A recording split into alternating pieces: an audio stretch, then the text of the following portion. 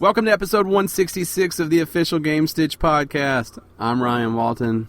Today, I'm joined by Dan Reamer and Matt Bowden.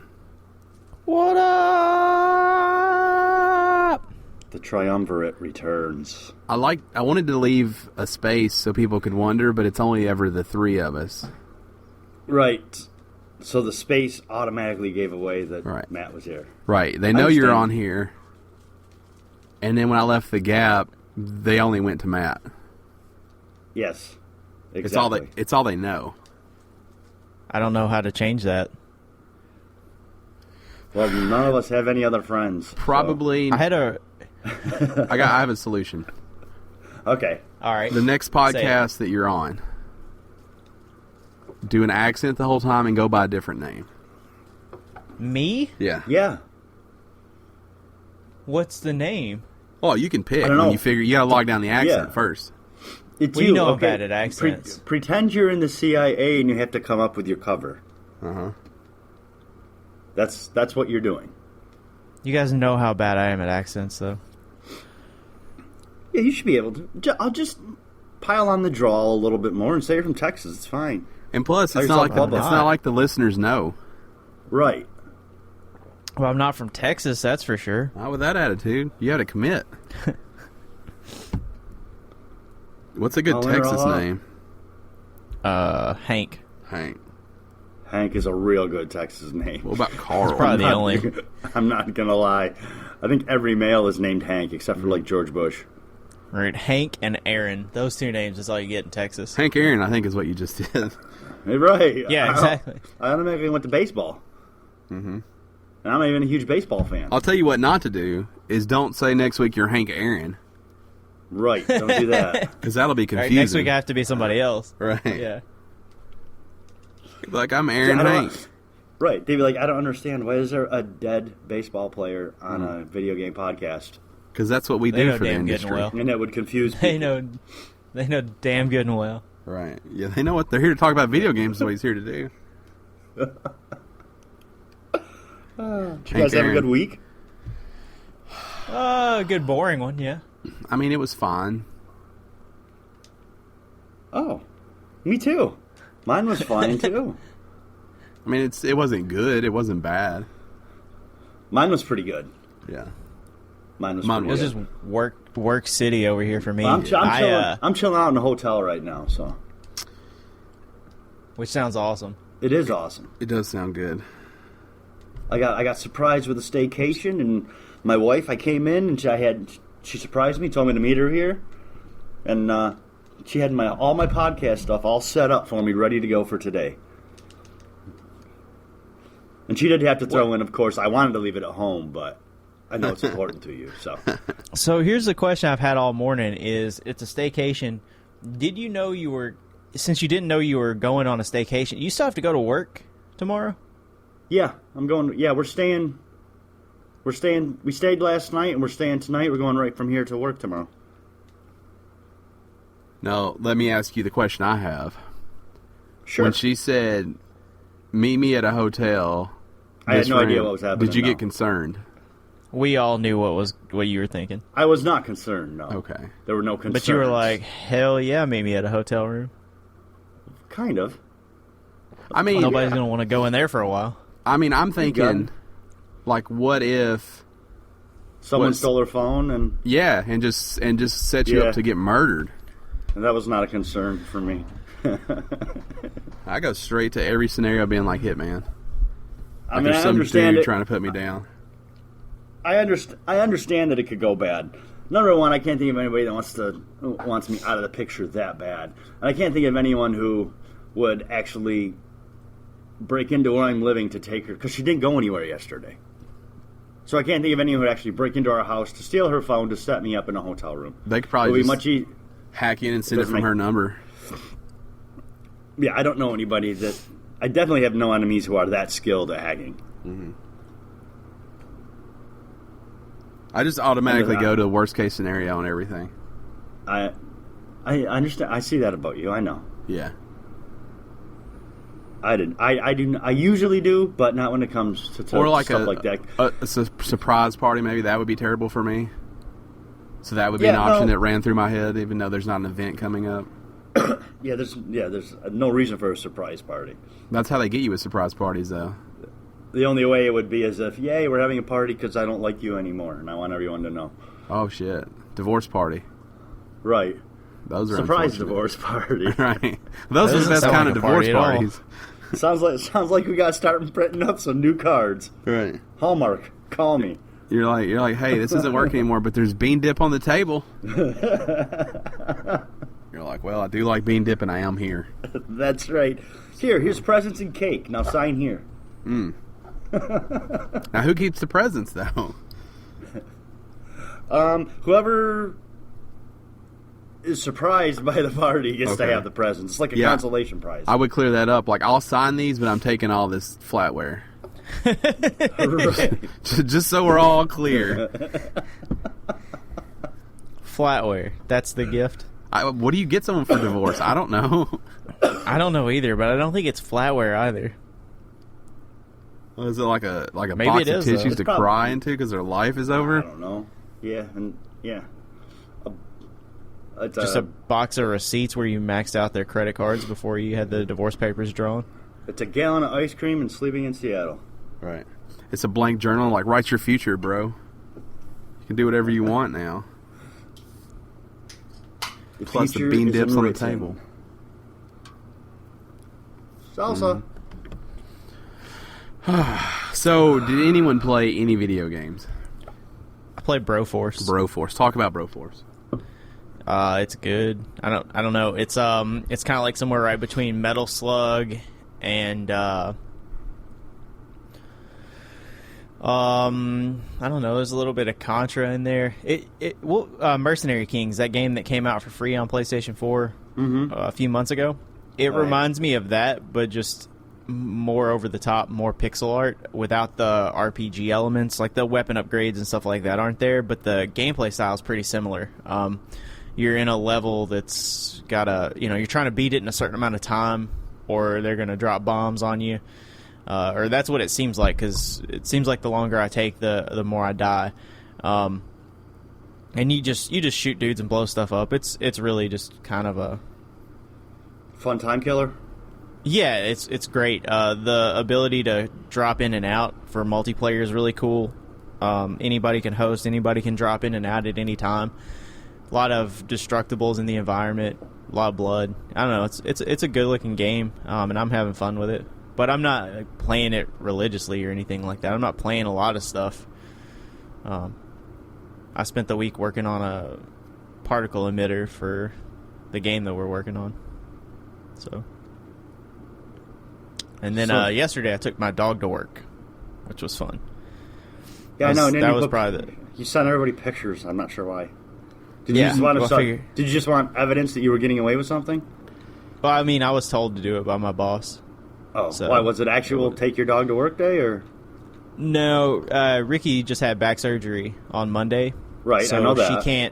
She can't walk the dog for 6 weeks, and her recovery time is like 3 to 6 months. So she can't even bend over, lift something up. Trying to think of the heaviest thing she's been able to lift so far. Like a dinner plate, like with food on it, is sometimes too hard for her to lift. So the back surgery, took its toll. And because of that, Ricky usually comes home from work because she works so close and walks the dog and feeds her in the middle of the day. And so on Friday, she couldn't. She had to just cage the dog in the bedroom, and then the dog just kind of like whined and cried all day until I got home at 6:30. So my boss was like, "Hey, you don't have to do that with your dog. Bring her to work." And it made the best day at work I've ever had. Yeah. Why do you hate getting pictures from us so much, Dan? I know. You send a lot of pictures yourself. I love sending pictures. Dan hates getting them, though. Right. I do. Yeah. Because you just made the same comment to him that you made to me when I sent a picture yesterday. I don't know why you sent that. Dude. Yes, it's not. I like to have some context behind the pictures I'm getting. I don't mind the picture Matt sent because there was context. Yours is just, here's a picture of fucking Battle Cat. Yeah.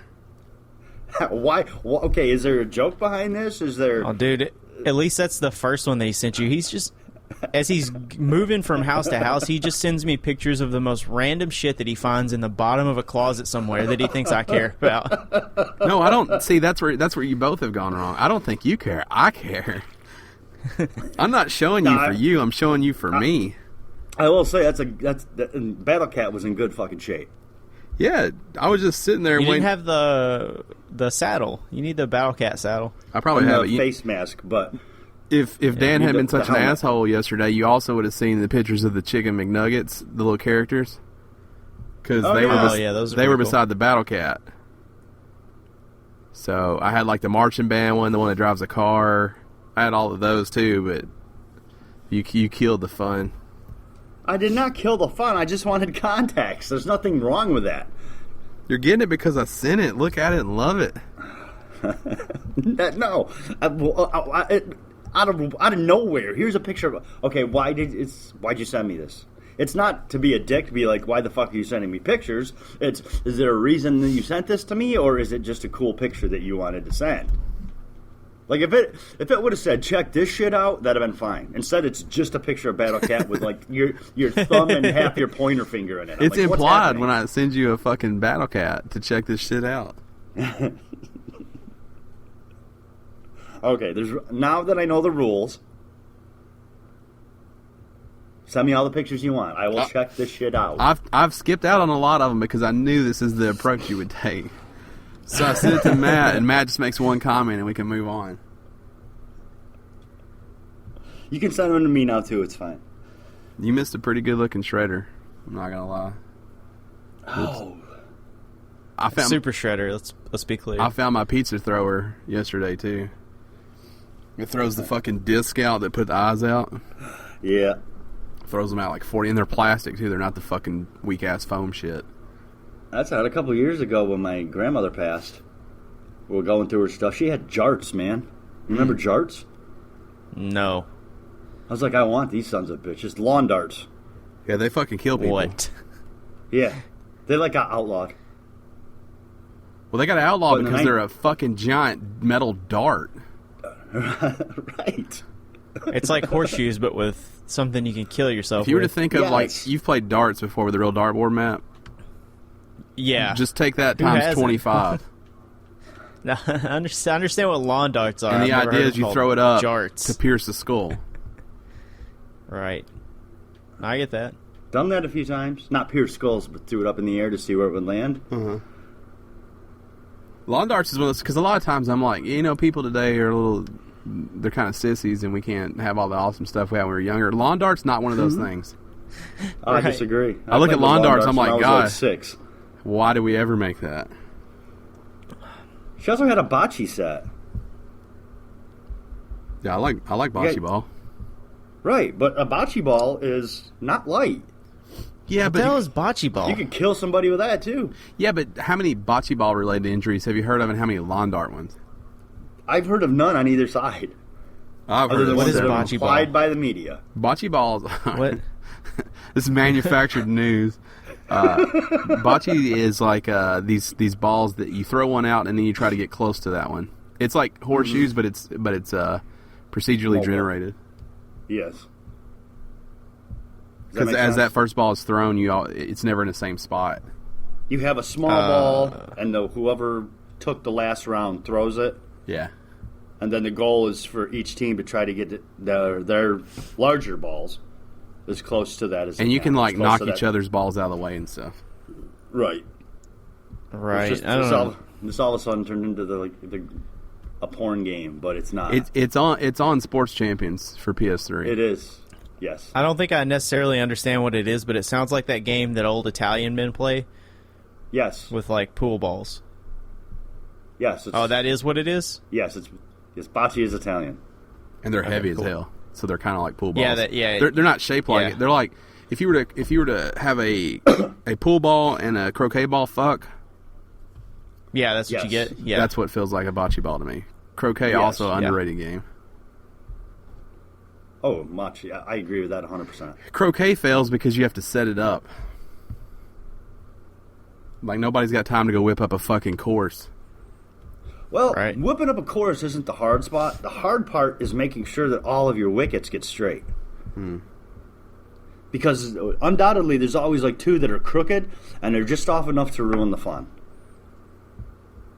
I understand Maybe that. that's just me. Maybe it's just me. No, that's croquet. Man, yard sports are underrated. Yes, they're a dying breed as well. I'll tell you the problem. I don't like people. Hard to enjoy lawn sports alone. Not when it's lawn darts. You can make that single player real quick. You know another thing that's gone away that hurts my feelings? The merry-go-round. No, that can go away forever. No. I don't like that. That It thing hasn't was... gone away. We have one. We have 2 malls here. They each have one in it. Not, Maybe it's more of a northern thing. like a merry-go-round, not a. Oh, no. I know what you mean now. The Okay. playground merry-go-round. You're talking a carousel. Yes. Yeah. Dude, the merry-go-round, nothing made me sicker.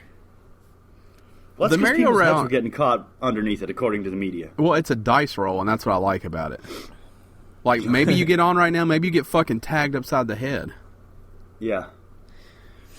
Because you always spin as fast as you can and try to jump on. Yeah, and there's always that kid that everybody knew was going to get hurt.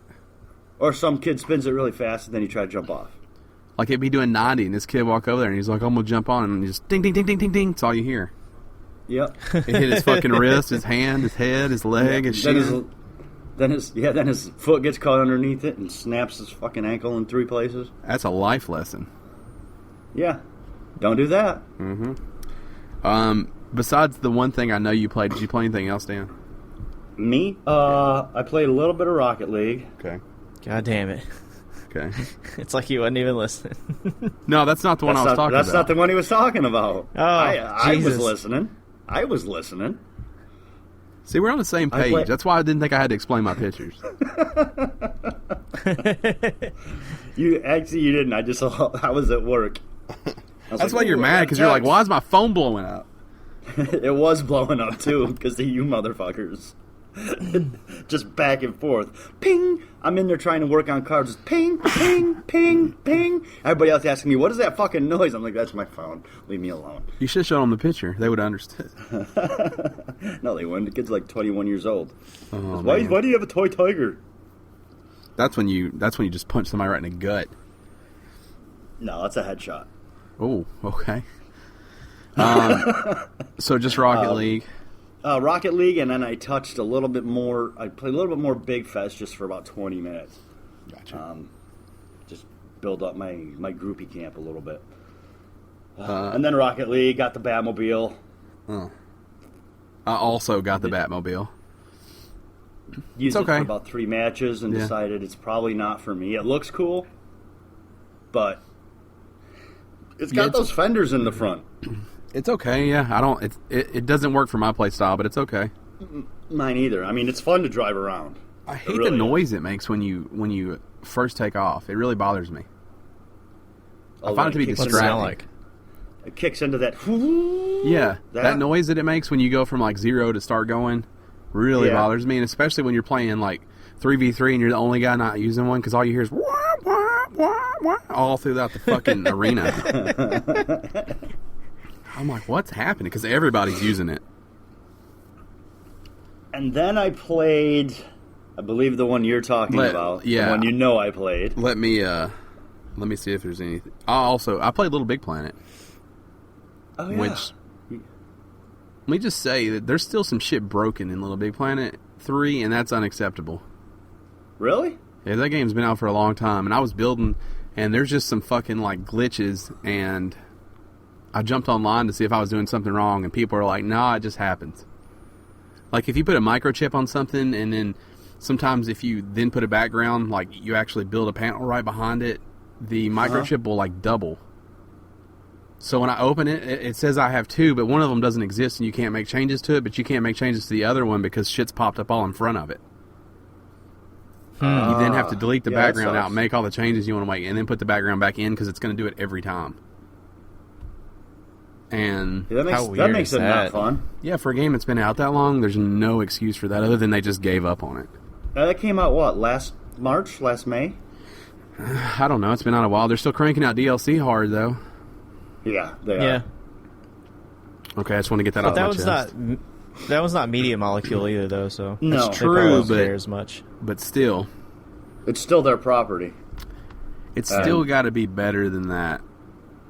They should still be caring about it. Well, I realize they're all into dreams or whatever, but Well, it's a Sony. I mean, Sony owns it, so true. I'm Well, sure I guess Media Sony Molecule should will always care have more a than special place in their heart for little Sackboy. But they've moved on. That's Okay. true. Now you can talk about the one. I picked up The Division, of course, Right. Oh no. this week. Why? Oh no! I just keep hearing bad things, so I'm curious to hear what you have to say You're about out it. of your goddamn mind. That game is amazing. I have almost 2 days into it already. I've read nothing but terrible things. And for the people listening, he doesn't mean he's played it 2 days. He means he's played it actually like 2 days worth of time. Right. like 48 full working Right. I hours don't into the want people to be game. confused that Dan like played it twice. Right. The first day you played it like needed to be you 16 fucking hours. 12. All right, 16, like I was saying. It was 12. Let's get real here. All I know is Howard said you've been playing it all damn day, Right. and I think those were his exact words. Yes. I believe it was all goddamn day. Maybe because you had been. I had been, yes. No, it's everything I wanted Destiny to be. I absolutely adore this game. I'm having so much fun with it. Doesn't matter if you're an encounter. It's not repetitive like Destiny was. It's got different locations. Different encounters pop up in different spots.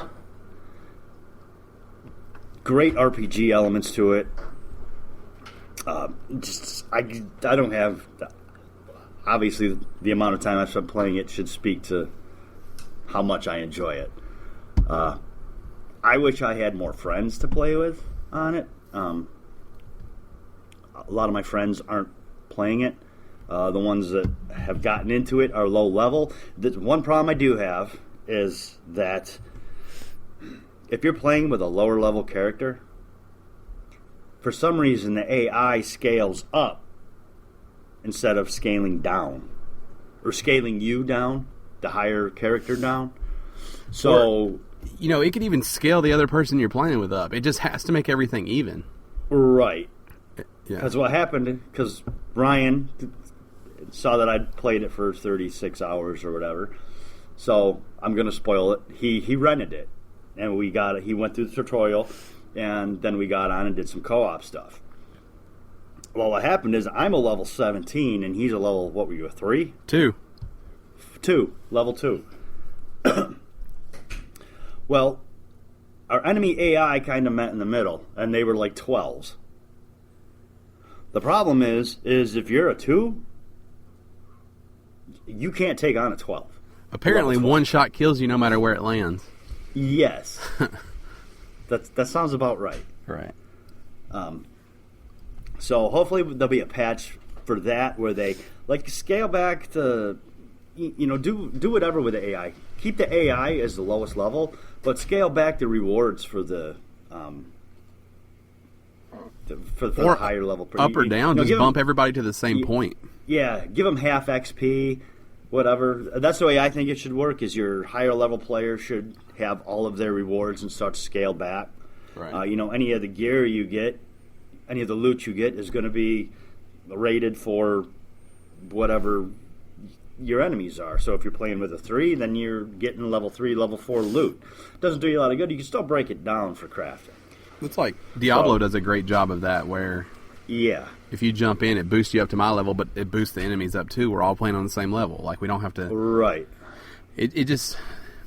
The game was way different than what I was expecting in my head, because I hadn't really seen much or paid attention to much about the Division, just because of all the pushbacks. I was kind of checked out. It was way slower than I thought, pace-wise. Yeah, it's not run and gun. It's very when they say it's a cover-based shooter, it is very much a cover-based shooter. Yeah, that's what. It's not stealthy, but it is like cover-based, like crazy. Like you constantly have to take cover. Cover. The idea is to use strategy and flank. Yeah. Which again is why it works better if you have other people to play with. Now I've played with random people, and have had a good time with that. None of us have clicked to the point where we've decided to carry on, with all our missions together, do others' missions together and such. But all in all, I'm loving this fucking game. It feels it's open world, but in a way, it felt arcadey to me, like in the way the sections are broken up. Because everything's like well defined. Like when you go to an area and it's like, hey, kill all these dudes.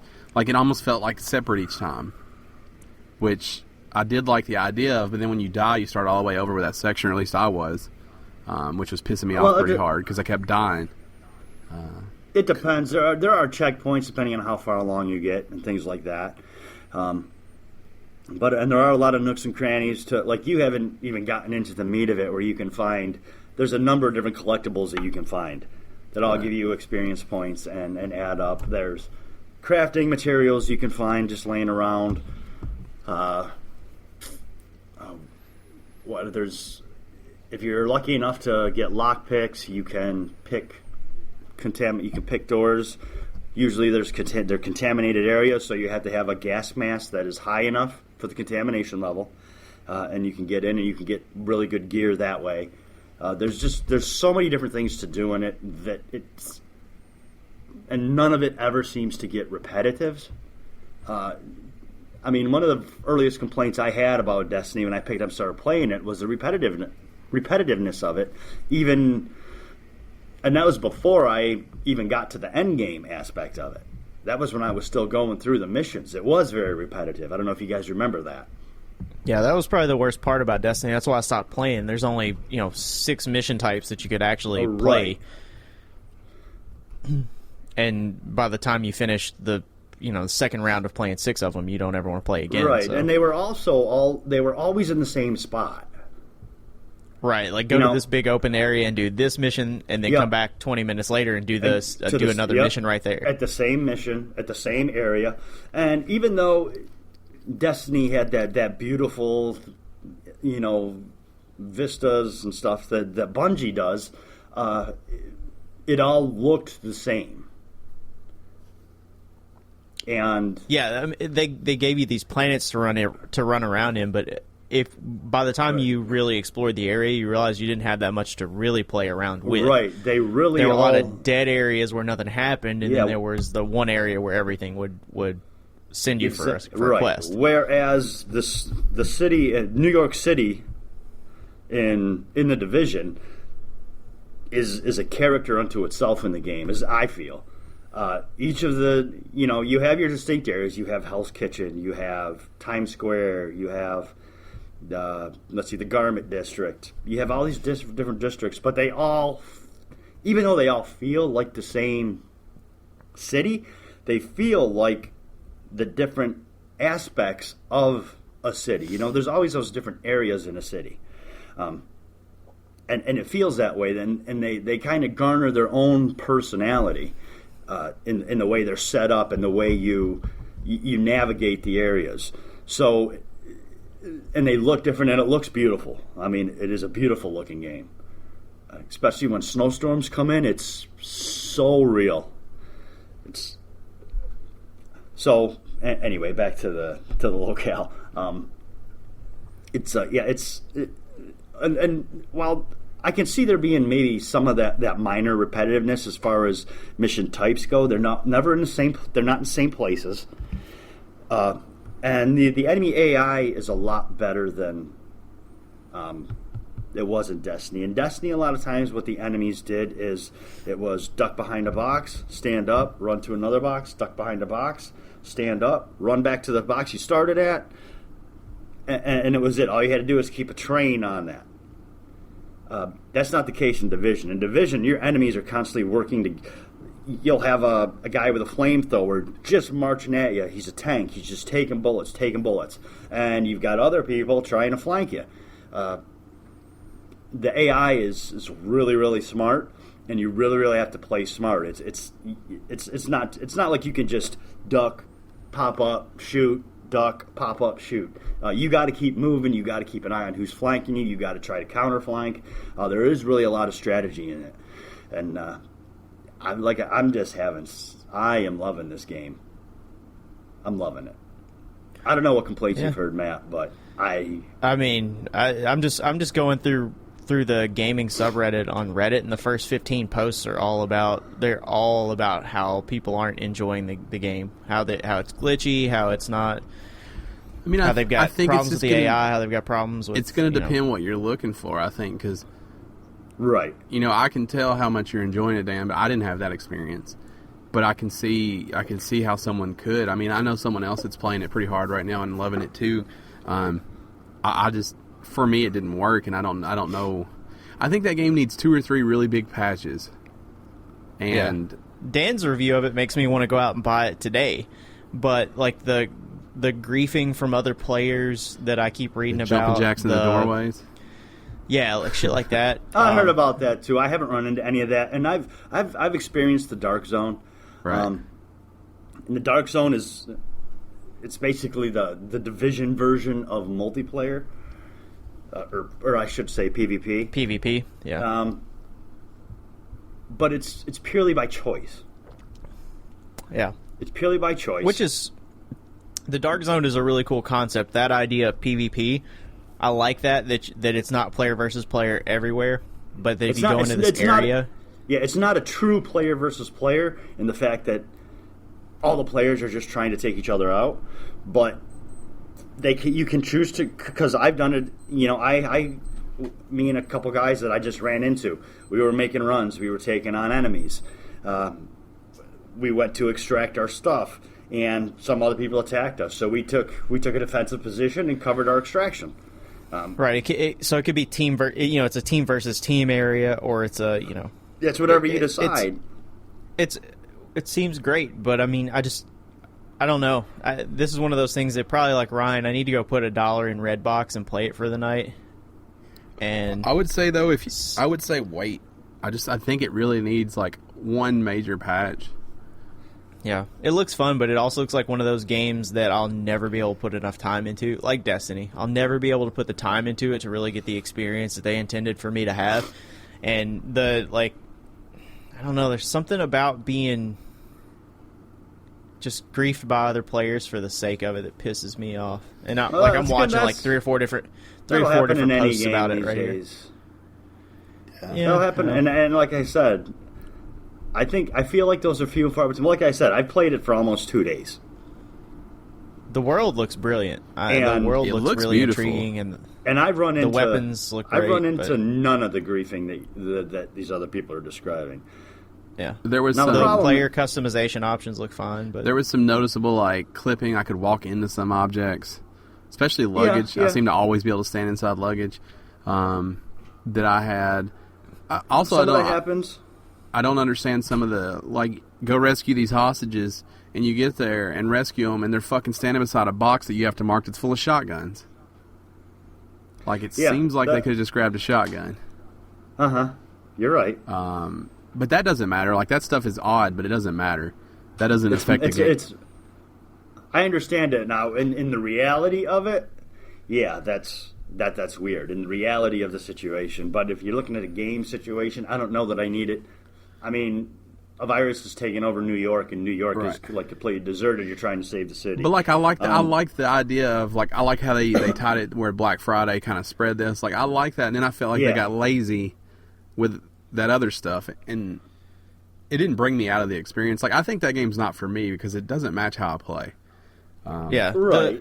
The visual and so like the game doesn't match the gameplay. Like the bullet sponginess doesn't match like a man, this game's really strategic. Your life is on the line. You have to duck and cover all the time. But then you can take 350 rounds to the stomach. Like, you can't. That doesn't. They can. To me, that doesn't match. I mean, that's one of the things that I kept bringing up is that headshots don't kill. And for some reason in my head, and I think it's because of the seriousness of the surroundings, that I felt like they should.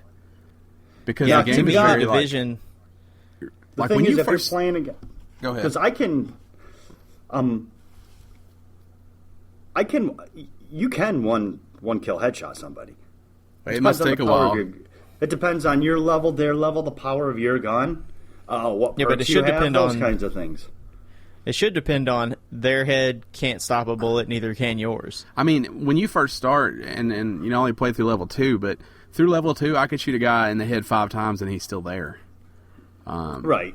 Which is, and then they have, so they do the Borderlands thing where you have like the hit But it's points, still a game. the hit But it's points still a flying game. out. It's still a game. You can't just if you Yeah, I mean, if you can just one kill headshot everybody, that game's not going to be fun for somebody who's really good at that. I mean, I disagree. Tomb Raider's that way, and that game's still a ton of fun to me.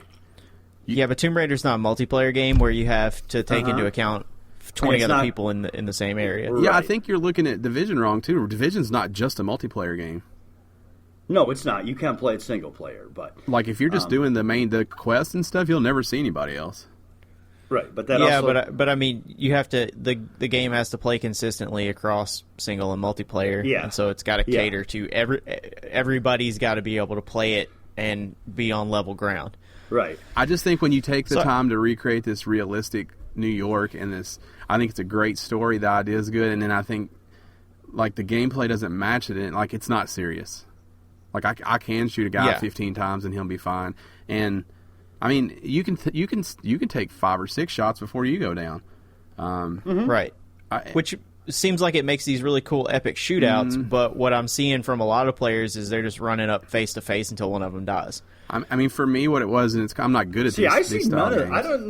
games. I've seen none of this.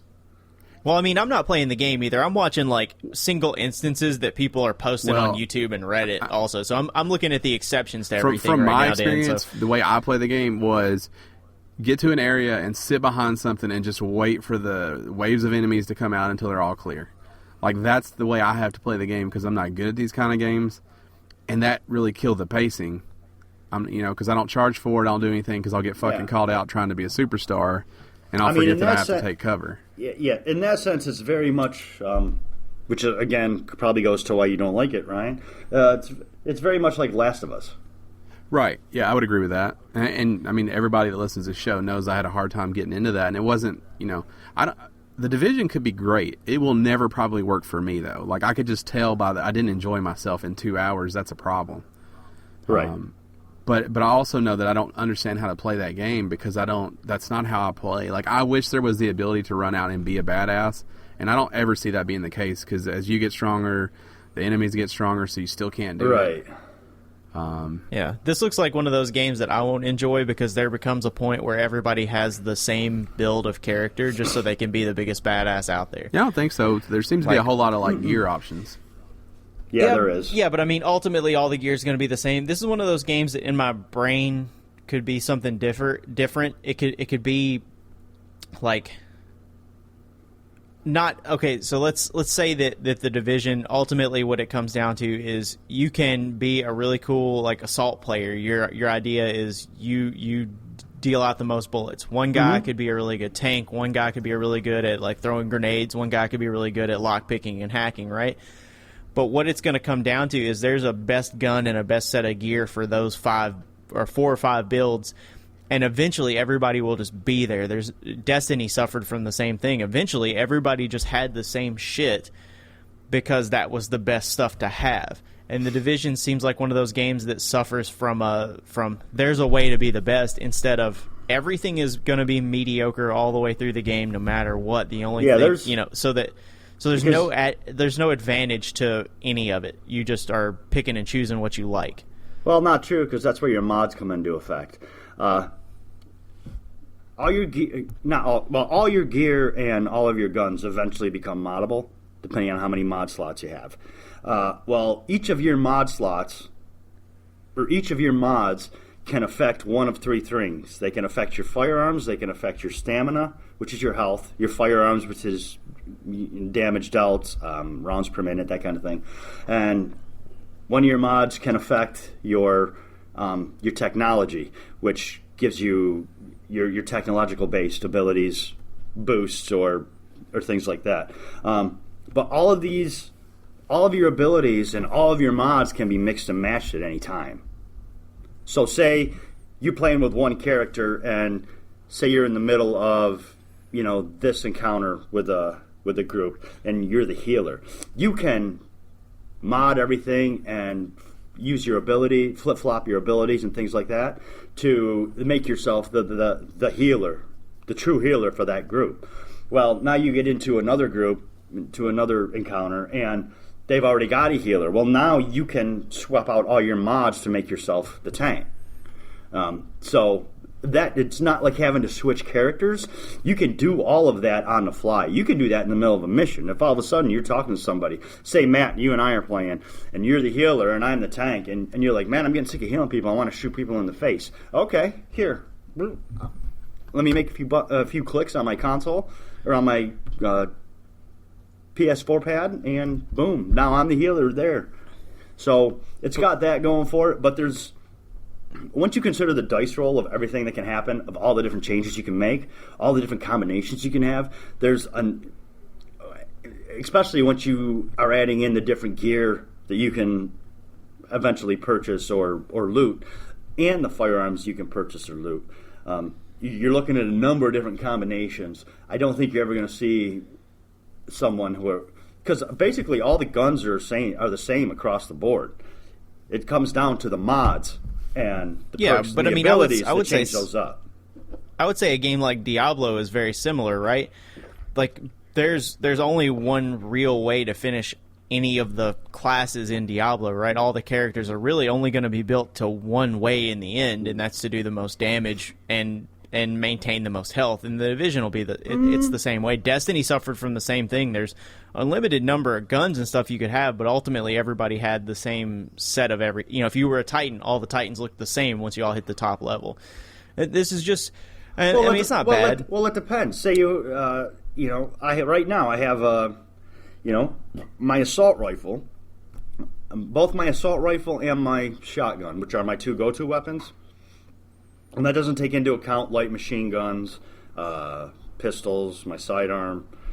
What else is there? Submachine guns. It's not even taking those into account because I'm going to use a shotgun I use a shotgun as my secondary and assault rifle as my primary. My assault rifle does like 900 damage per second, and it shoots like 850 rounds per minute or something. Whereas my shotgun will do, I think it's 150 rounds per minute or something, which is significantly less, but each shot does 8,000 damage. So, if I'm better with if I'm not as good with an assault rifle, but as I am with a shotgun, the shotgun should be my go-to weapon. But if I'm going to do that, now I have to worry about the perks on my armor and so on and so forth. So a lot of it's going to come. It not only comes down to the mods and the perks and the abilities, it comes down to how you play and what you're good at. Yeah, I understand that, but eventually there will be like hey, if you're a sniper, you're going to want to build this armor to go with this set of guns because this will give you the most advantage, is all I'm saying.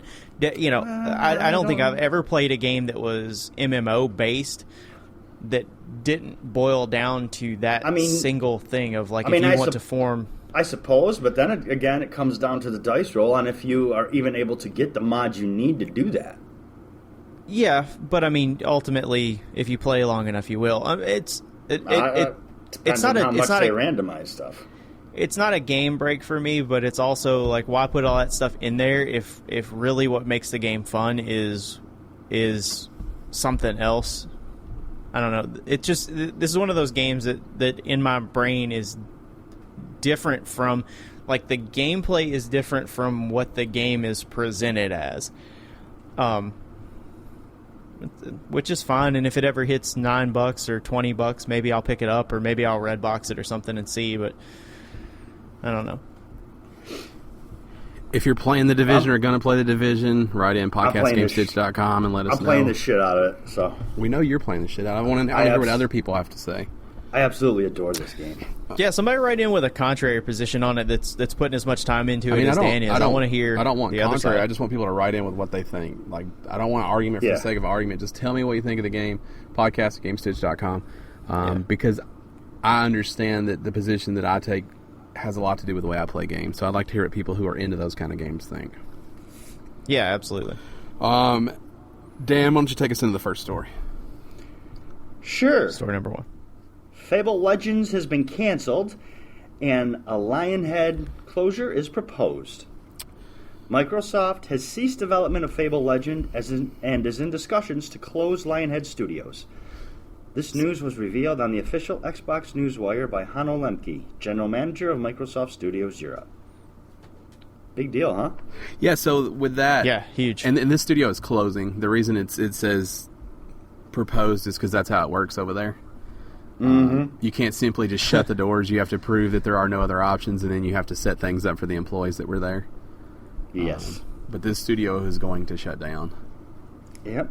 It was founded by Peter Molyneux back in 1996, and it actually has developed acclaimed with titles such as Black and White and Fable series. It was acquired by Microsoft in 2006, and it's important to note that Molyneux left Microsoft and Lionhead in March 2012. So he could go found 22 cans and piss a bunch of other people off. Yes.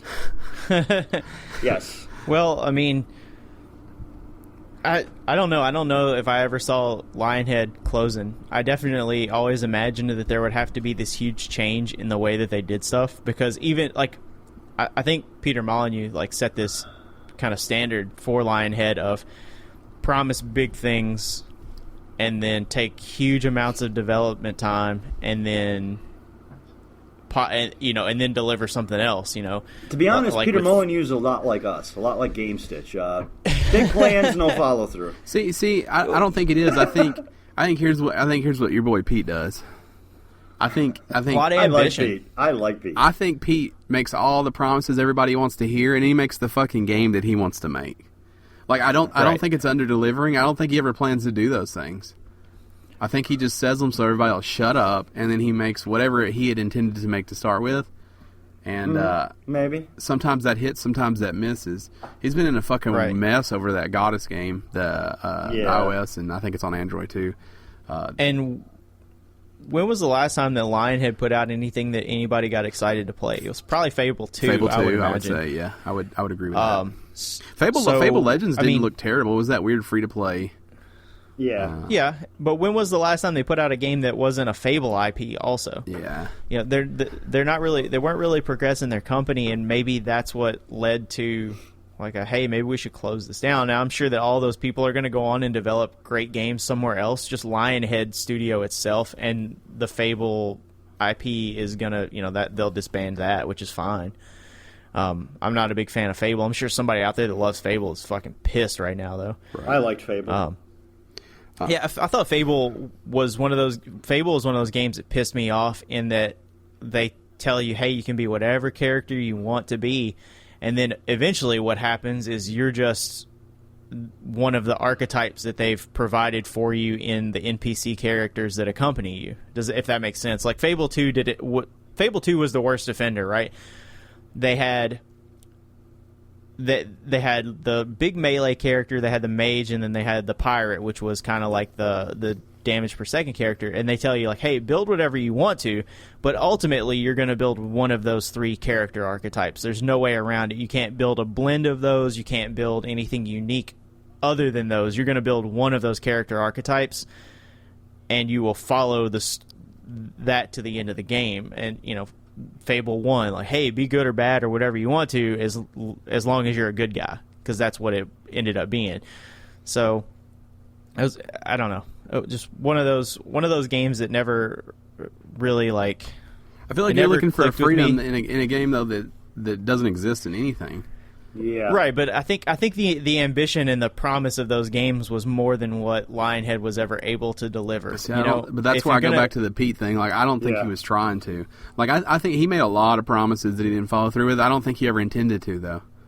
Like, because he keeps doing that over and over. Like, I think he's just a guy that says, I'll tell everybody what they want to hear, so they'll shut up, and then we'll go make the game that I want to make.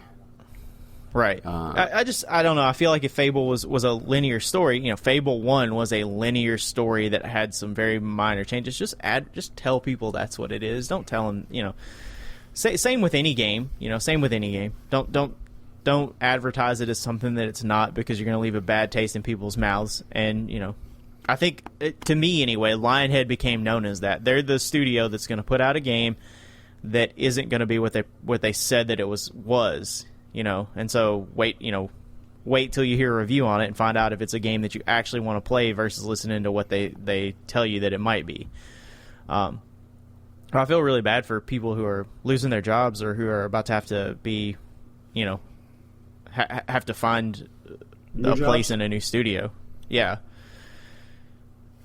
Having to find a place in a new studio with a potentially completely new team that you've never worked with. It would be interesting to know what was wrong with that game. Like, why that game couldn't just be finished and then this happened.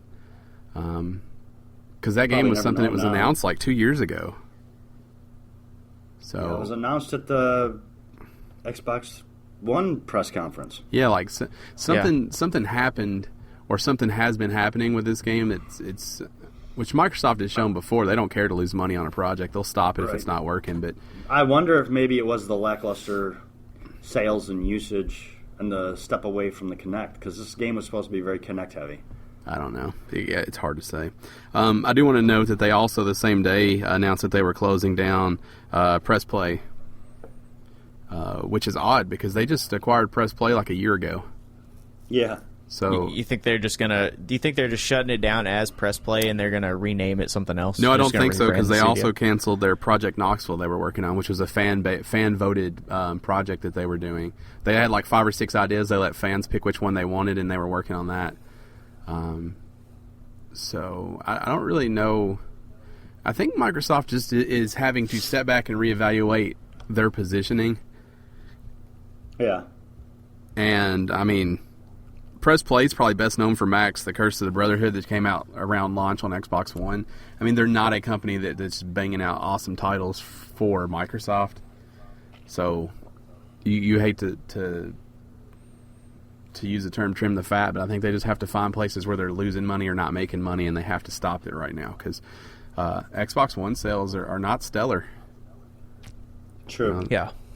So, Speaking of, Ryan? let's talk my favorite thing, sales data.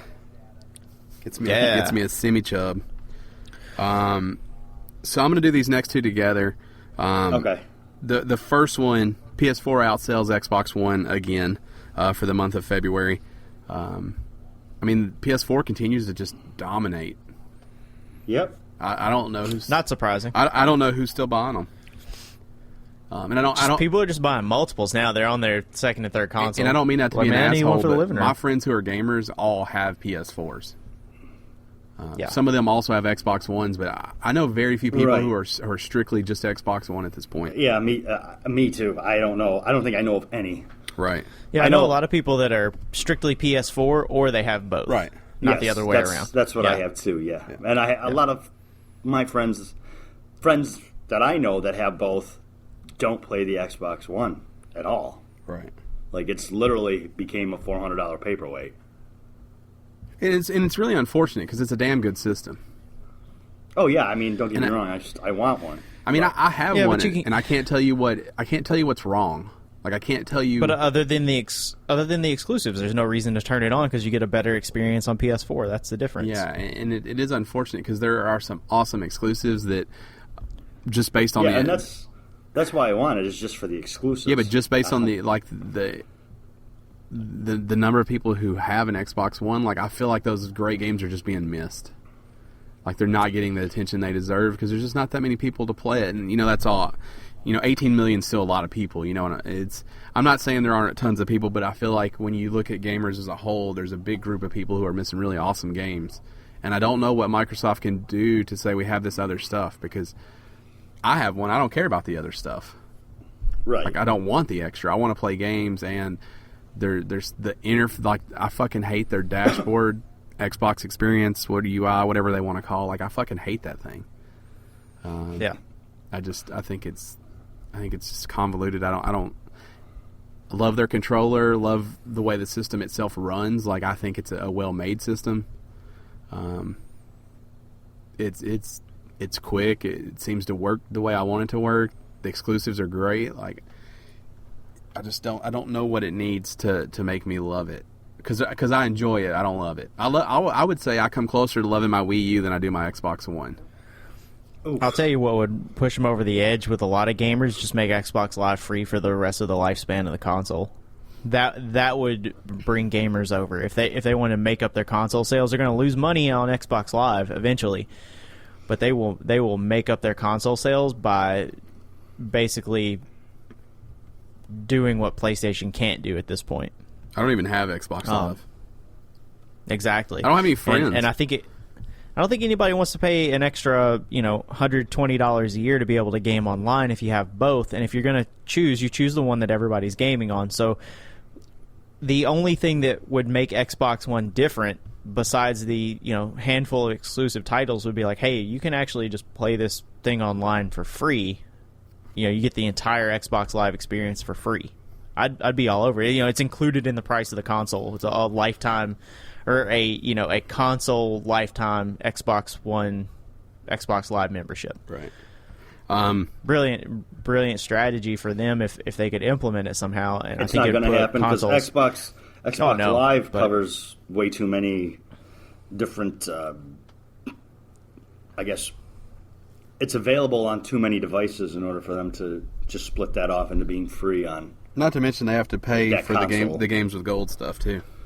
Right. Oh yeah, for sure. I mean, I'm not saying that it would be easy to implement or even practical, but I'm saying if they really wanted that would be one solution to throw it up against the wall and see if it sticks to get people to the console, because I don't think exclusives are going to do it at this point, and that controller is the only thing that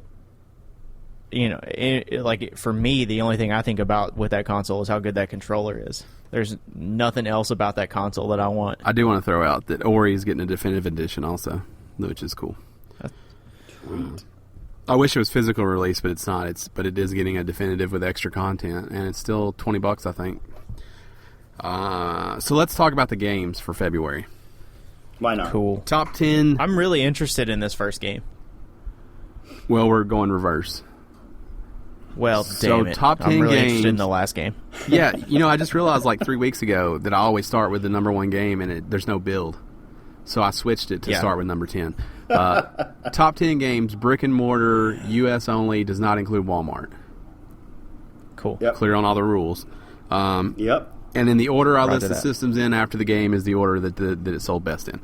So number 10, Fallout 4 for PS4, Xbox One, PC.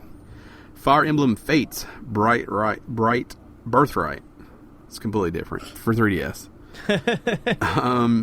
Number 8, Minecraft, Xbox 360, Xbox One, PS4, PS3. God damn, Minecraft. Number 7, God damn, Xbox 360. Street Fighter 5 for PS4. Number 6, Lego Marvel Avengers, PS4, Xbox 360, Xbox One, Wii U, PS3, 3DS, Vita. Jesus, that came out on everything. That's also not number 6. That's number 5. No, number 5 is NBA 2K16, PS4, Xbox One, Xbox 360, PS3. Number 4. You okay, Matt? Yeah, fine. You just have them in a different order on mine. Everybody got the same No, he does email. not. I've got Street Fighter, Lego Marvel, NBA. Yeah. Right, so We're reading up the list. yeah. Lego Marvel was number 5. You said it was number 6. Lego Marvel is 6. Yep. No, it's not. It's number 5. Start from the bottom and count. Fallout. Count the dots. Count these as I say them. Fallout. 10. Fire Emblem. Minecraft. 8, Street Fighter. 7. Lego. 6.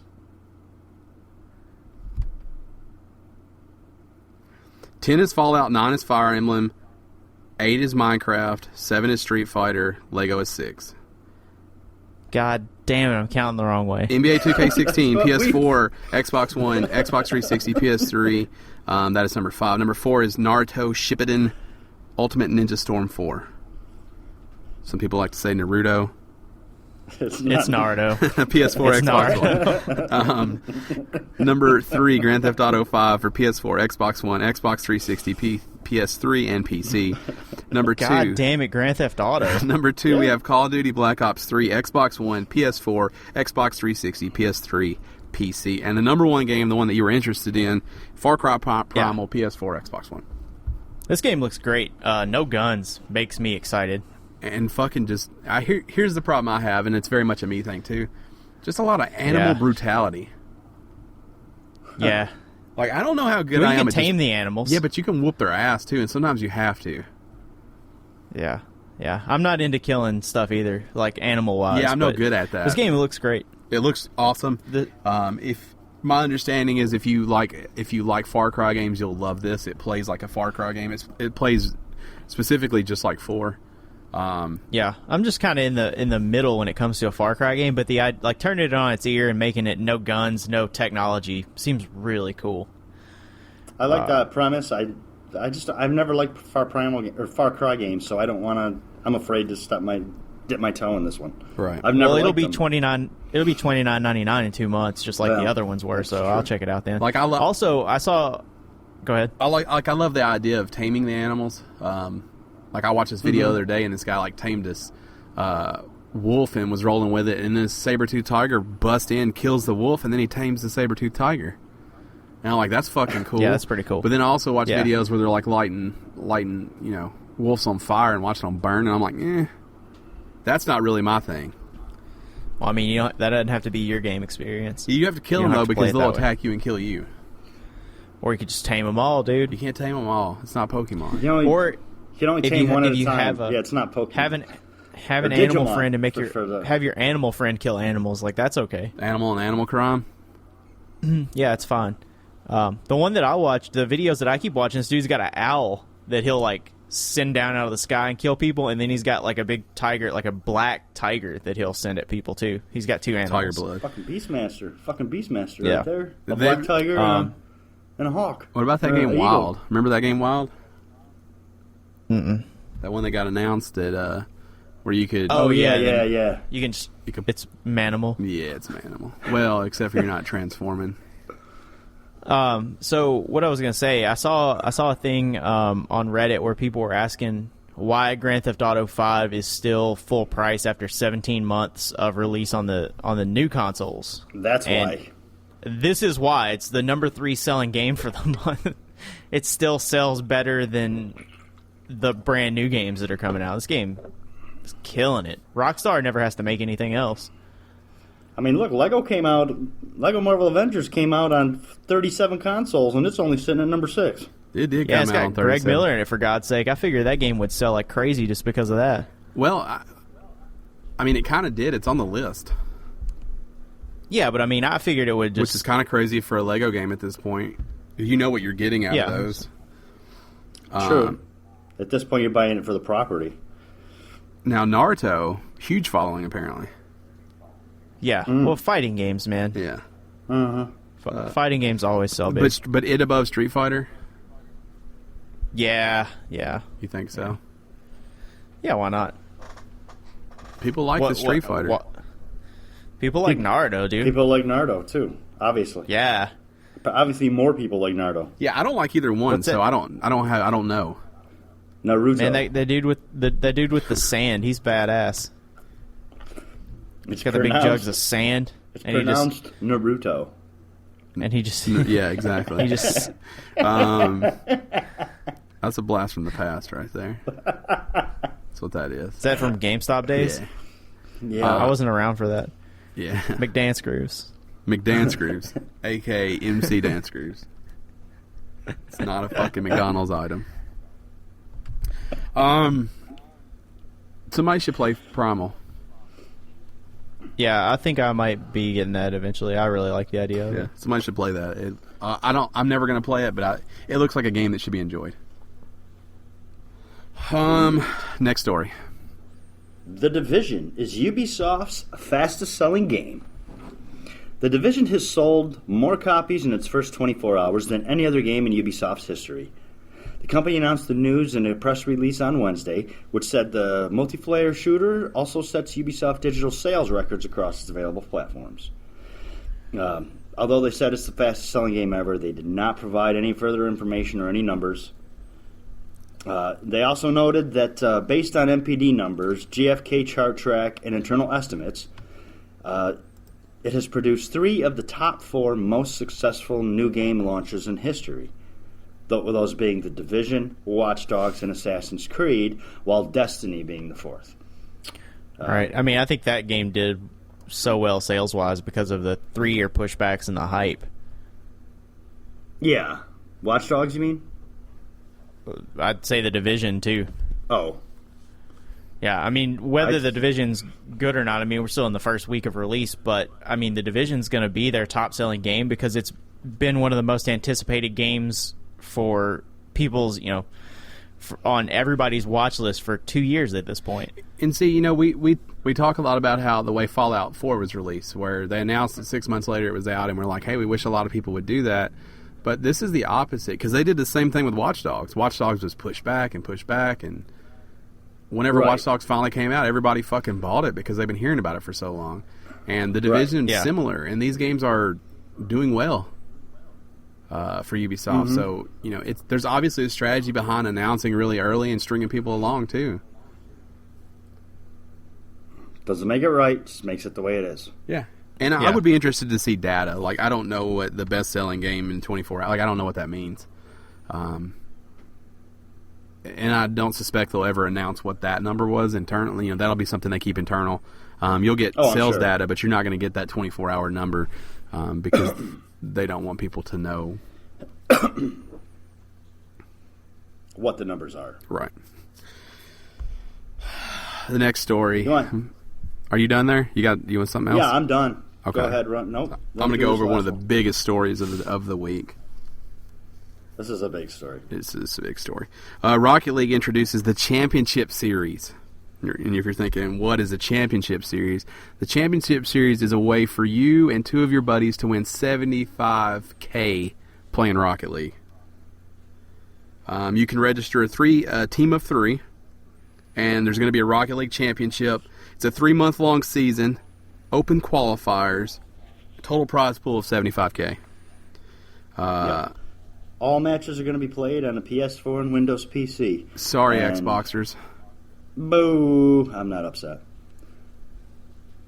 We're probably going to win this. Yeah, I think it's safe to just let everybody know we're probably going to win this. If we can find 3 other guys. It looked like, from what I saw, is like if you get through the first round, you get $10,000. If you get through the second round, you get 15, and then the final round is when you get to 50. I think is how it works. Yeah. I don't know that for sure. Yeah. But that's what it looked like to me from putting everything together. So I'll be honest, I'd be good with making it just to the first part and then losing. All playoff tournaments will be broadcast on twitch.tv/Rocket League, and you can find more information on RocketLeagueSports.com. I would be content just winning 1 match. Yeah. I'll just tell you where my expectations are. If we get in, it's open, so we're in. If we're in and we win 1 match, I feel like we gave it a real shot. Yeah. That's a victory. Yeah. Now, if we get in and we go out first round, I'm a little upset. Should I start practicing? No, you're going to be an alternate. Well, should I start practicing? You'll never see the field. It's fine. Yeah. Okay. I'll just give you some more insight. If I can find 2 guys better than me and Dan, we'll never see the field. Right. It's not personal. Best team plays. If I could find 3 pros who are willing to play on our team, they would play. How big can the team be? I don't know the rules. You can only have 3 on the field, though. Right. I would even give them all of my winnings for the trophy, because I know there's a trophy/plaque. You think so? Yeah. Well, did you see they show like a trophy in the teaser for this? They show a trophy. If that's a real trophy, yeah, I would totally give up my portion of the winnings to have that trophy at my house. What if it's just something you put on your car? Yeah, like I do that little too. Antenna bar? Yeah, I do that too. Yeah, that's fine. Of course. Yeah. But wait, there's more. But only for the guys on the field. There's more. But wait, there's more. And never say it's only for the guys on the field, because it takes the whole team to win. It's a team. Right, you get the coach's trophy. Right. There's more Rocket League news as Rocket League announced on their Twitter. They did a little teaser that March Madness is just around the corner. Great time to tease a new mode we're working on, and it's basketball. It's fucking Weird. basketball. Yeah, that's weird. I know we've talked about it. I'm not as excited about that. I am because it's different. Like it's just fucking It is different. different. The ball's It is a basketball. The hoop, there's a hoop and then there's a backboard, and it's just going to be people crazy smashing it off the walls, hoping to get a good bounce, and a lot of aerial flying over. Like I can't wait to see a ball that's above it going in, and somebody fly across and smack it out. Like that's going to be cool. I can't wait for somebody to make a new profile that's called LeBron James, just so they can play that mode. They won't have to. I guarantee you, there is already a LeBron James playing Rocket League. Oh yeah. Might even be the be LeBron James. There's everything playing superstar. Rocket League. Like you can't think of a name that someone's not currently using on PS4 or Steam for Rocket League. Oh, I'm sure. Yeah. And I'll just throw out there that Steam has no restrictions on names either. No. So you can be whatever you want, and you see some pretty filthy things on Rocket League. You do. But yeah, so I'm excited. I'm excited to try it. The Rocket Lab stuff is one of those things. Like we've played them a little bit. I'm not in love with them, but like I like the idea that they're doing that stuff and giving it to people. That it's there. The hockey mode we've had some fun with. We don't play it often, but like the idea that it's there is cool. We'll play this some. We probably won't play it a lot, but I'm excited to try it, and I'm definitely excited to get to be a part of the tournament. I like what I can't wait for football mode with downs and stuff. It's going to be great. I don't think they're that's doing happening. every sport. They're going to do golf eventually. Golf makes a lot of think sense. that's- A hole in the ground. Yeah, golf makes Yeah, actually, sense. golf does sound pretty good. That means you have to like finesse it in. You can't pound it. Yeah. It needs to be like Warrior Golf, where you guys are fighting. I think it would be. I think everything in Rocket League is like where you're fighting. And let me throw this out there for you, Ryan, because I know you'll want to. With the release of golf mode, you get a caddy car. Or not a caddy car, I'm sorry, a golf cart car. Yeah. I wouldn't use it. Too tall. It's too tall and Whatever, too man. flat on the front. Yeah. It would be like the van. It would be really fun to play in the golf mode. Yeah, I don't use the van either.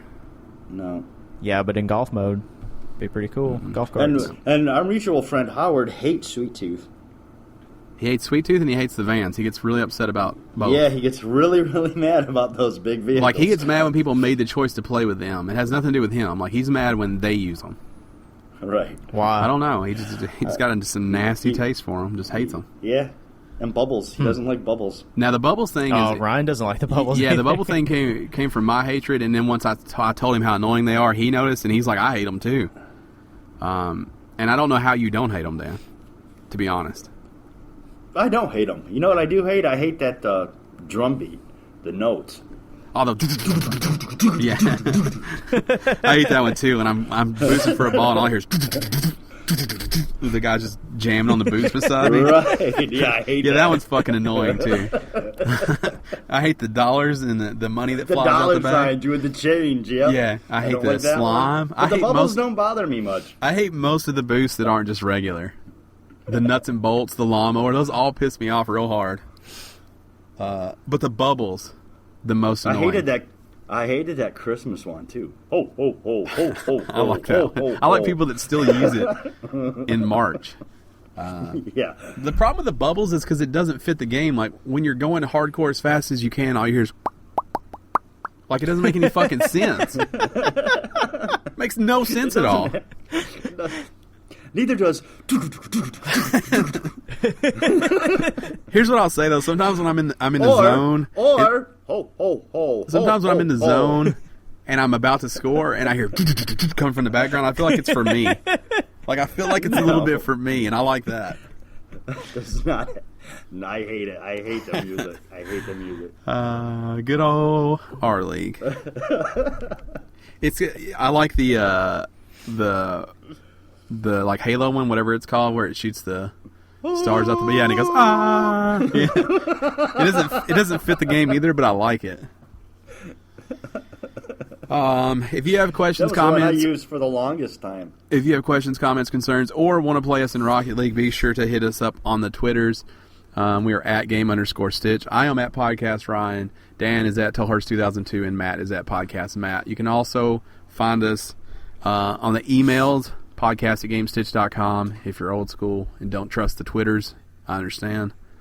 Podcast@gamestitch.com. I want to play Rocket League now. Yeah, I kind of do too. Yeah, because you want to put that. Because you want to put the fucking drums, Mad Max beat on it. I know you do. That's so awesome. That's what it reminds me of. That dude that's just fucking wailing on the guitar in Mad Max the whole time. Like doesn't give a shit about anything else. That's kind of what it sounds like, and you're like, what is happening? And it's always whoever has that's always in a fucking van. Like if you hear that, just look for the closest van. Roadie. Right, because he's a roadie in a roadie van, tuning his guitar and his drum, beating on the drums. That's one of the things that I think, like we were talking about the Division, like they got a lot of like puffy coats and gloves and stuff. Like those things are awesome in games. Like that's what Rocket League does. Like all the bullshit toppers and antennas and stuff and paint schemes. Like every car is the same, but very unique. Right. In the way, like Dan has some crazy ass designs sometimes.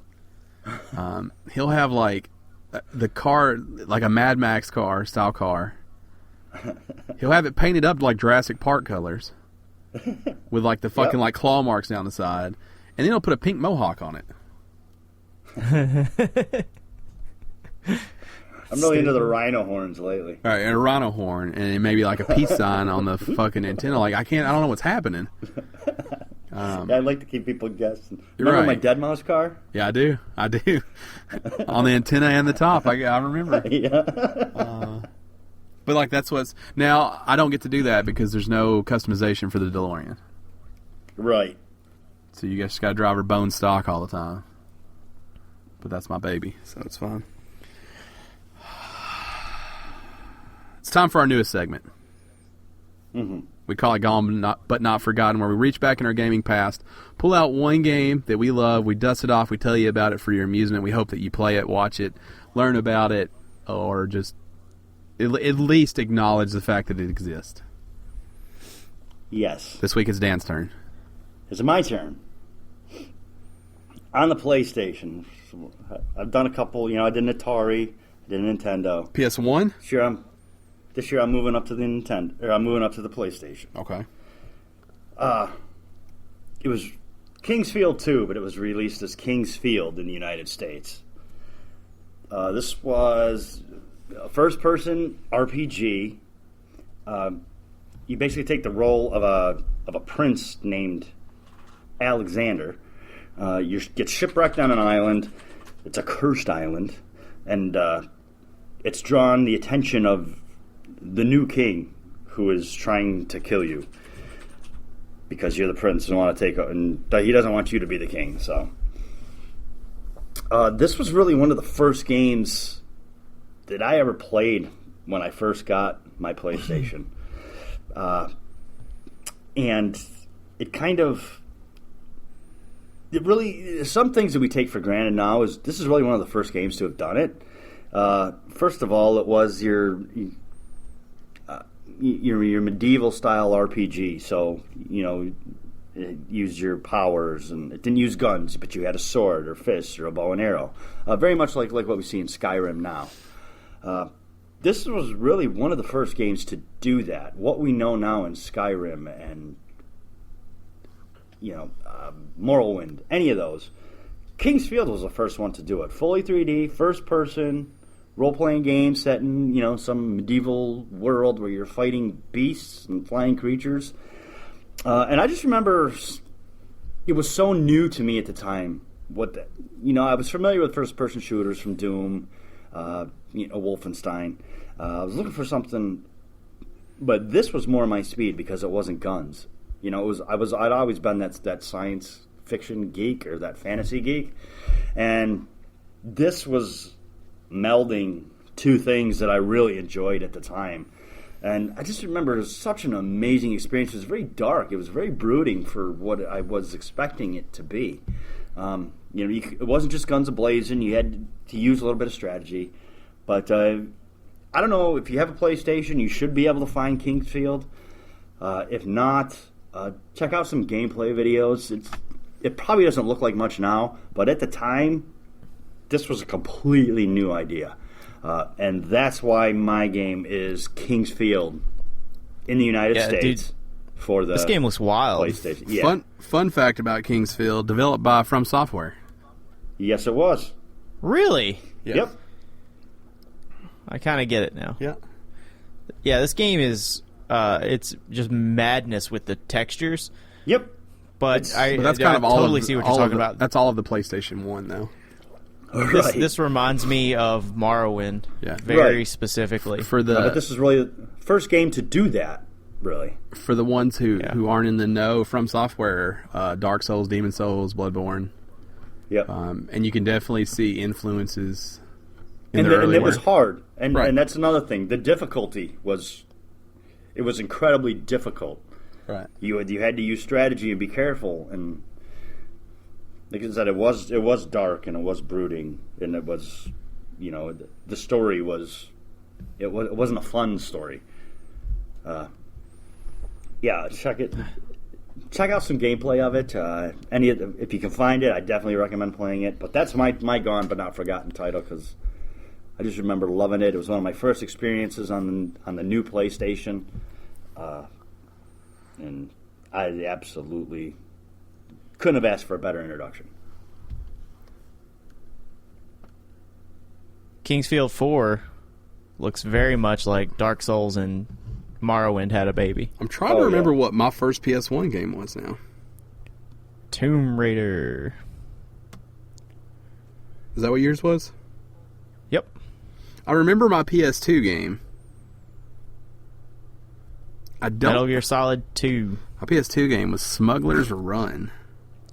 Zone of the Enders with the Metal Gear Solid 2 demo. Popped it open, put the Metal Gear 2 demo in, and threw Zone of the Enders on the side, and didn't realize how great it was for about 4 months. But I don't know.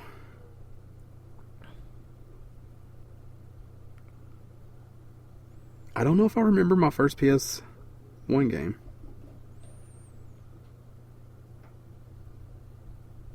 I don't think I do. Yeah, Tomb Raider or Resident Evil, I can't remember. I think it was Tomb Raider. I think I got Tomb Raider, Resident Evil, Metal Gear Solid.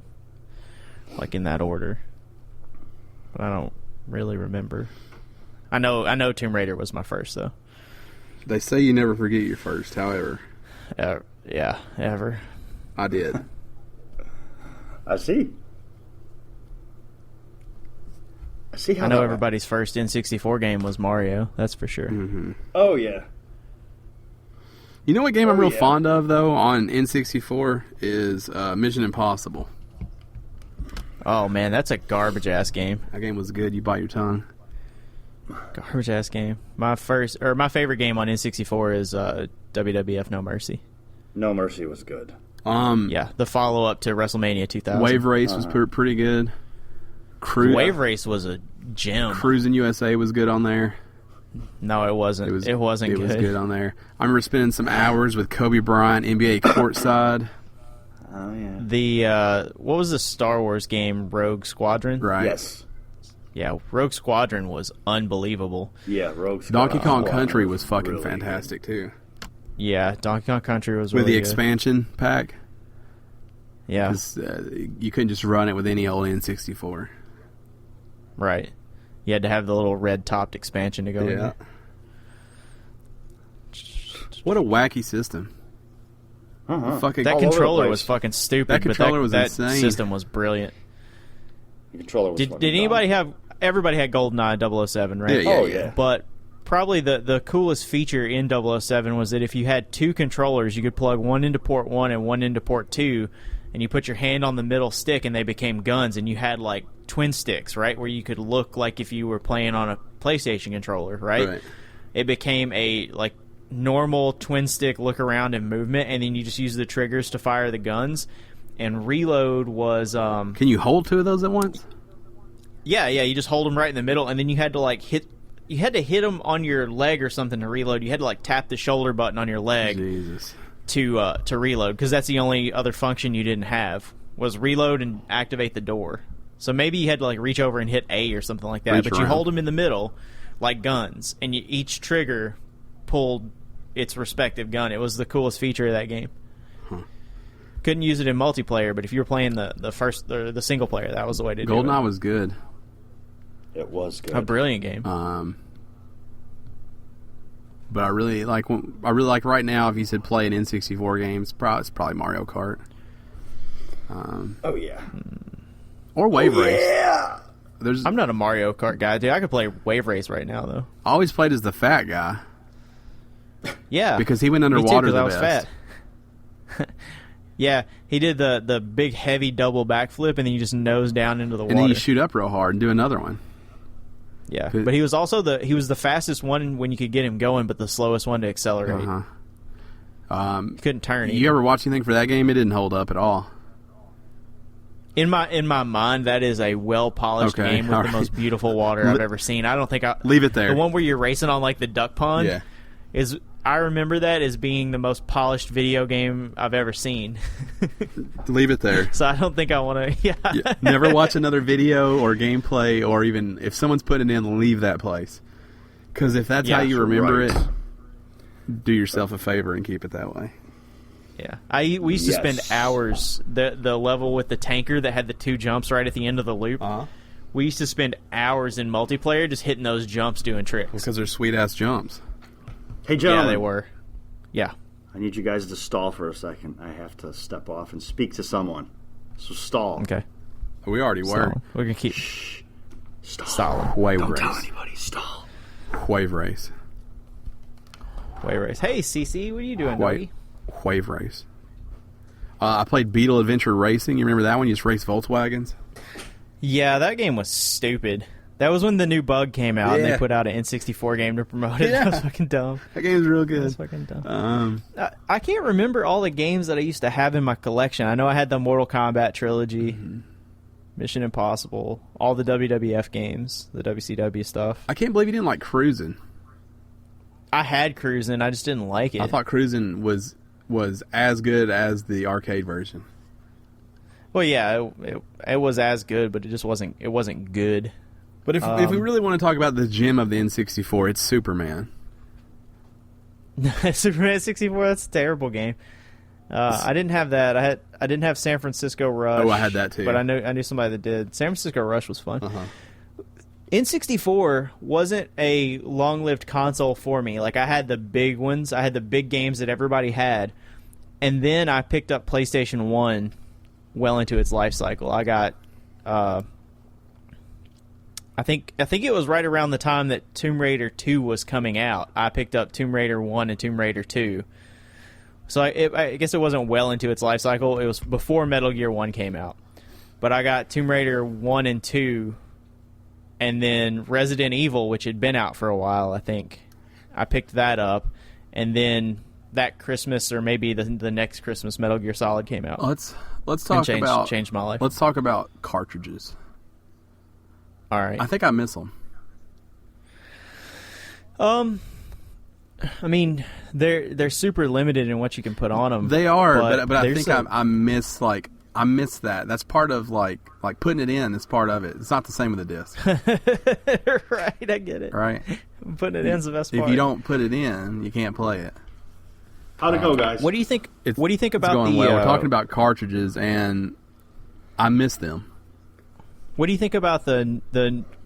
We talked about New Retro last week, but people are programming Super Nintendo cartridges with brand new games. Like, not updated graphics, but like, hey, I'm making this video game. I'm putting it on Super Nintendo. You can buy it boutique from their website, and you grab a Super Nintendo and pop it in there, and you can play it with an SNES. Pretty cool idea. I'm right? not against it. I would just rather see a whole new thing come up for those people. Like a new system console? For them to. Yeah.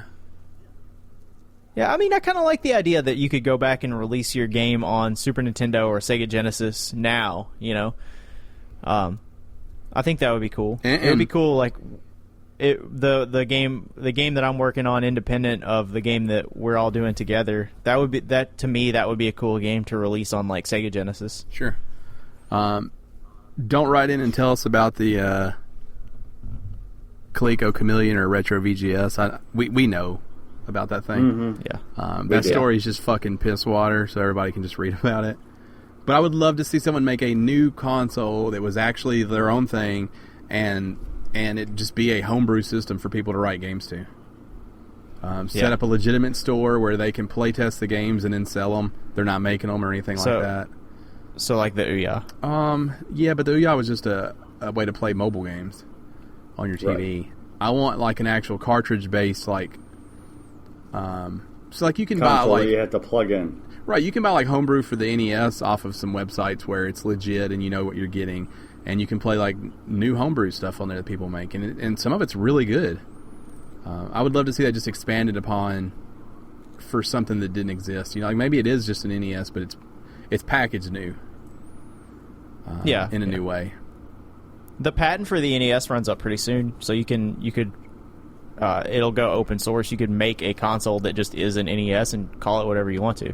That may have already happened, actually. But I mean, it doesn't have to. But you know, it could be on the level of NES, is what I'm saying, or on the level of Super Nintendo. I think when you start getting on the level of N64, those games get hard to go back to. Yeah. So I think because the technology was, you know, right. It was in that weird. Different. Like I like to think of the 64 PS1 days as the awkward stage, like that you go through as a child. Yeah. Like that's puberty. Yeah. You're adorable when you're little, and then as a grown up, you know, you've got it figured out.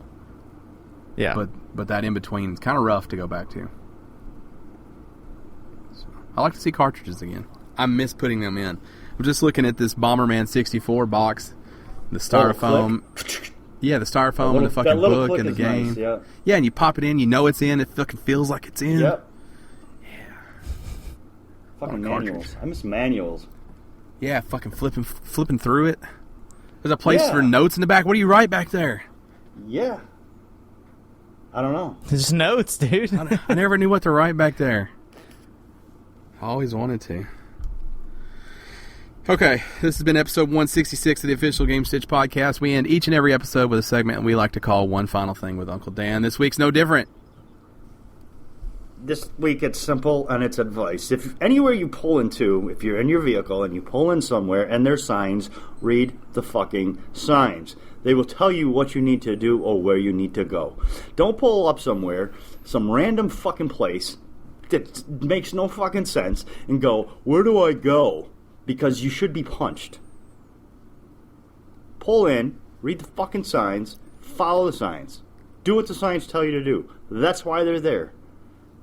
Don't ignore them. You go, oh, I didn't see the sign. This sounds very specific, Dan. Hard week at work, huh? Sounds very specific. No, it's general. It's very general. Okay, I got it. That's a life tip from your Uncle Dan. Right, it's a life tip from your Uncle Dan. Follow the signs. If you're in a grocery store, don't ask somebody where the soup is. There's a sign right above it that says soup in this aisle. Read the fucking signs. Read the fucking signs. If you're in Walmart and you want to know where the sporting goods are, don't ask somebody in food. Wander around till you see the sign that says sporting goods. See how that works? Pretty fucking simple, isn't it? Pretty fucking simple. You know what you got to do? You got to look around and fucking read. It's not brain science or rocket surgery. Come on, people. This is an angry one. It's an angry one. Jeez, Dan. Who hurt you, dude? This one final thing brought to you by soup. Or signs. Or no, just soup. Not a brand, soup. Just all soup. There's got to be like exactly because the sign doesn't say Campbell soup; it just says soup. There's got to be like a soup commission though, right? Like there's a group of people who. There's one of those for everything, right? There's just a group of people who are like the soup industry. Probably. They probably lobby. Yeah, it's just Progresso and Campbell's hanging out. No, there's more now. That Amy's matter? Organic. Oh my gosh, we're ending this podcast. Be sure to rate us on iTunes, Stitcher, SoundCloud, or the podcast service of your choice. That helps us out. It helps other people find this podcast. Take the time to do that. We'll take the time to blow your fucking ears off every week. Boom. Mm-hmm. You got anything before you go, Matt? No, that's it. I'm good. You got anything, Dan, besides that sweet fucking Rocket League boost? Nope, that was it. All right. This has been episode 166. Good night. Good night.